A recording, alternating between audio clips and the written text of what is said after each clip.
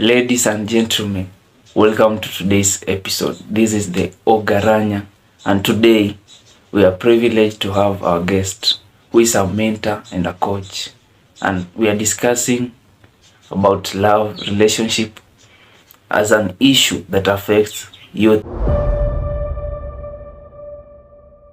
So tell us about yourself. Okay, I'm Chris, Yeah. a student at Baraton University, and I'm a coach.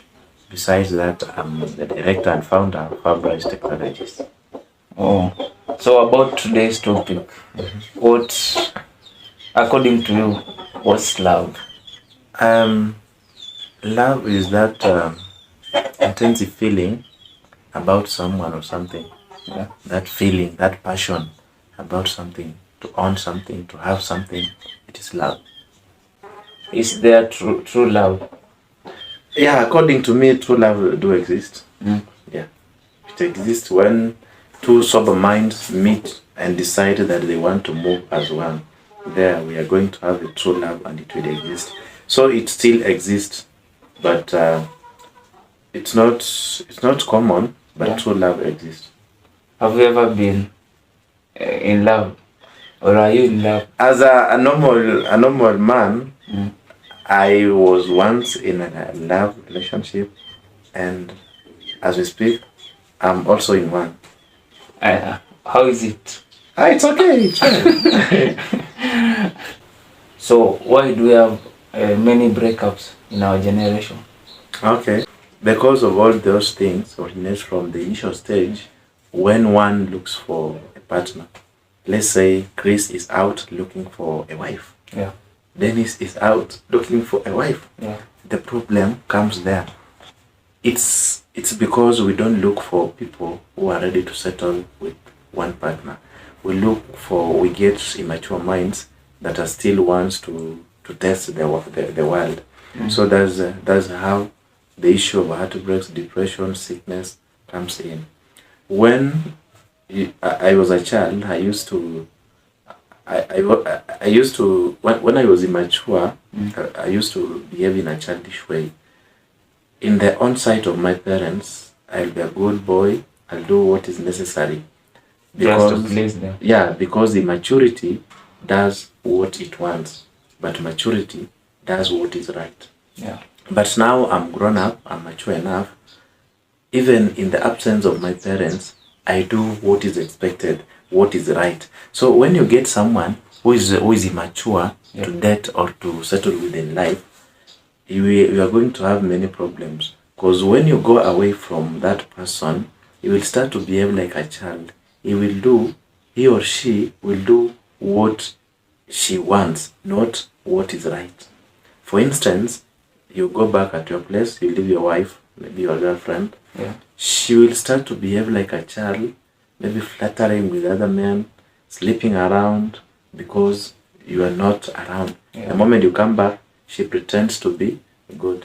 I think now the root cause of all these things. So what advice can you tell the youth who are out there looking for partners, and maybe others are looking for, they are almost getting married and they don't know their partners that much?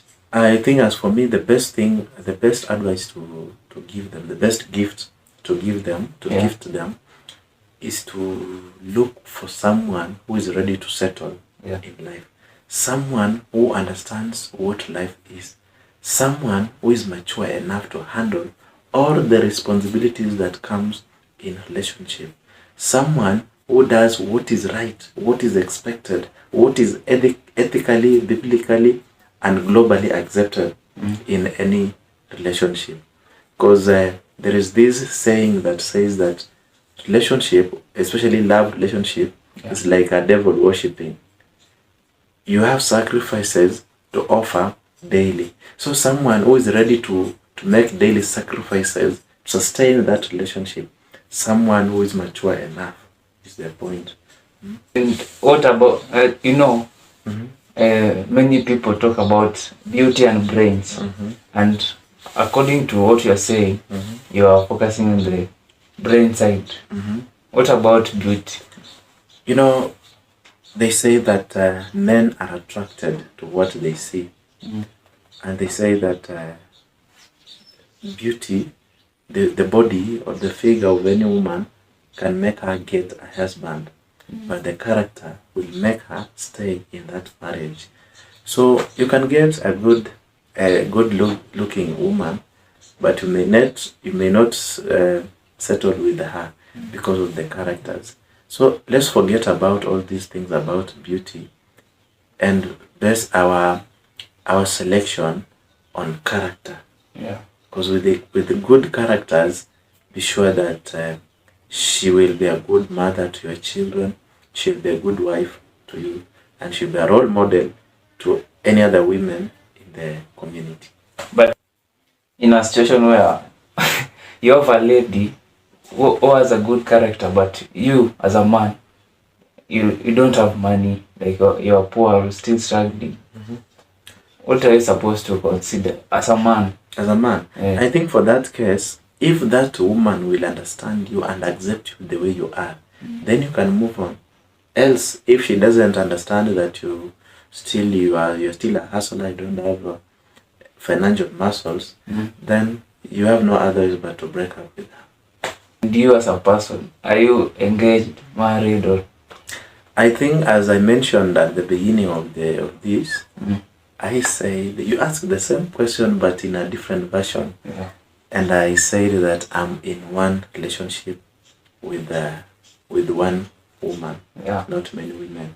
Of course, I'm still a student, so I'm not married, but I'm engaged someone. So you as a mentor, have you ever advised someone who is in marriage? Yeah, sure. In fact, not only one but many.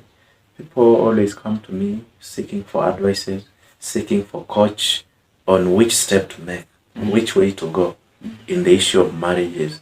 You see young boys who drop out of school, they become idle, they impregnate someone's daughter, then they decide to marry.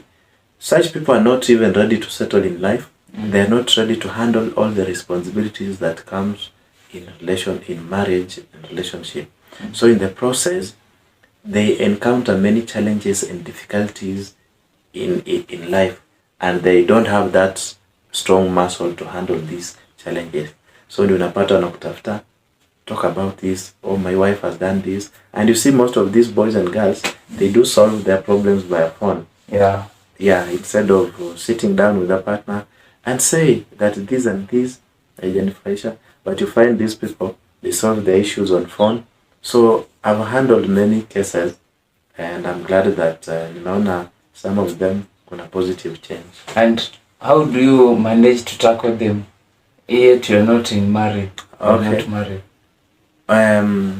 These, You know, when you want to advise someone, maybe you have to get the knowledge from your experience. okay. Now, as for me, I get knowledge from my environment. Environment teaches me a lot. Yeah. They say that people and time will teach you a lot. So just when you interact with the people, after some period of time, we learn a lot from them. So from my neighborhood who are married, I learn many things from them. The way they handle their wives, the way they handle their husbands. And besides that, I do read a lot. I love reading. When you come at my place, I have a small library with many books. And these books, majority of them, they deal with the relationship issues.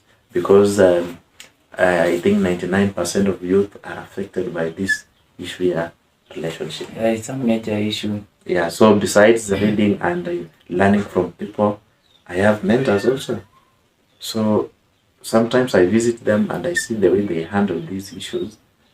Then I apply the same principle in handling. So you're just out there looking for knowledge each and every day. Not necessarily each and every day. So you're learning from the environment and the people around you. Yeah, I'm sure even you always learn. But we're learning every day. Yes, so it's not that every time. Of course, every Wednesday at 5 a.m. I have what we call a Thinking Wednesday. That morning, some music in background with the many books here, with the many plain papers to note down some things as I think about challenges in life. Yeah. So from there, I get what to tell people. when they come at me? I think I'm learning something because I remember I downloaded a certain book and I only read like 30 pages. What book was that? Rich Dad, Poor Dad. Mm-hmm. I only read like 30 pages and it's a nice book. Reading needs what you call self-discipline. You need to have that discipline for you to read. Let's say you decide that every Wednesday from this time to this time, it's reading time. You need to have that strong discipline for you to read that book. Otherwise, you won't read. I think, what is misleading a lot of young people, or let me just say Kenyans, is social media. But we are spending a lot of time online. On Facebook. Just doing nothing. Just following what's happening, what's trending, and it doesn't add any value to our lives. So now that I'm a victim, I'm addicted to social media and online things. What can I do to handle it? Okay. To overcome that problem. Addiction is also another major cause that affects our youth today, and it's good that you understand yourself. You have accepted that you are addicted to social media. What to do? You need that strong. Of course, that one is out of our context now. I won't get it. Yeah, but what you need to do, you need to have that strong discipline to manage your time and yourself. A poorly managed time results to failure in life.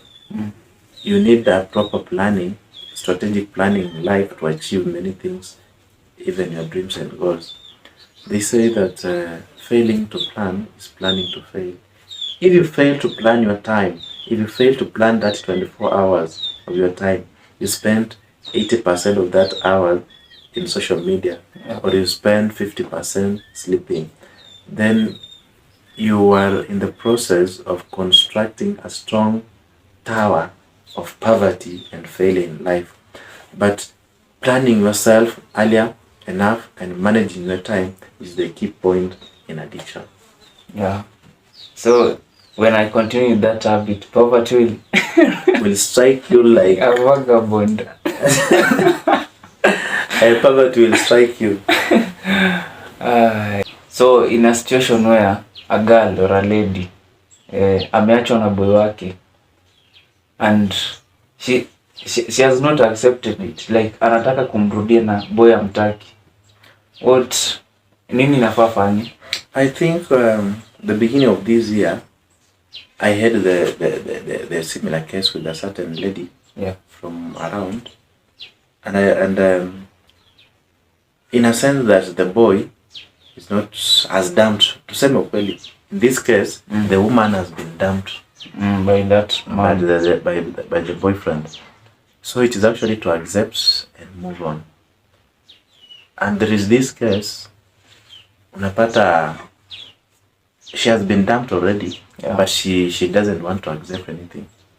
She can even visit the boyfriend and find the boyfriend with another woman, but still stays there. Now that one disqualifies. It's not all about that one is not love. That one, for that case, it is what we call obsession. She's obsessed to that man, and that's the effect of attachments. So the best thing to do is to look for a serious, qualified therapist to handle that case. Because it's now a condition that woman is undergoing. So therapists can handle that case very well at a move. Accordingly. And after a short period of time, she will accept and move on. So what advice can you give, your last advice to youth? Now, I tell youth, don't judge the book by its cover. Don't marry her because she's beautiful. Don't marry him because he has muscles. Study the person you want to marry or you want to settle with. Is he mature enough? Is she mature enough to handle all the responsibilities that comes with the relationship? If the answer is no, don't move on with him or her. There is time for everything, and at the best time, God will give you your partner. Oh, thank you. So guys, hope you've learned something. At least you're gaining some knowledge from the discussion. Let's meet in the next episode. If you're watching the video, please give it a like, subscribe and share. Comment down there what you'd like us to discuss and share. Thank you and bye.